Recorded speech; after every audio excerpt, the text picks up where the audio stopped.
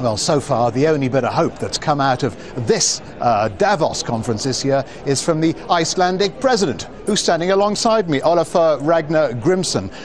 Mr. President, why are you such a beacon of hope? Why has Iceland survived where Europe has failed? What are you doing differently?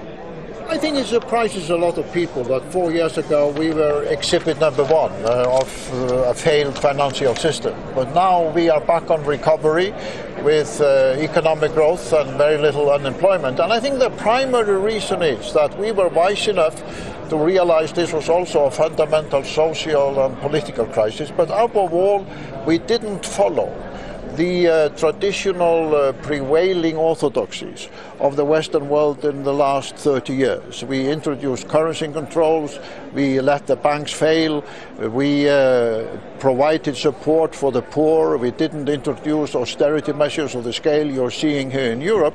And the end result, 4 years later, is that Iceland is enjoying progress and recovery very different from the other European countries that suffered from the financial crisis. But with your policy of letting the banks fail, would that have worked for the rest of Europe? I think so, because as I'm often asked people, why do they consider the banks to be the holy churches of the modern economy? Why are private banks, not like airlines and telecommunication companies, allowed to go bankrupt if they have been conducted in an irresponsible way? The theory that you have to bail out banks is a theory about bankers enjoying for their own profit the success and then letting ordinary people bear the failure through taxes and austerity. And people in enlightened democracies are not going to accept that in the long run. It wouldn't work for the UK with their reliance on the financial sector, though, would it?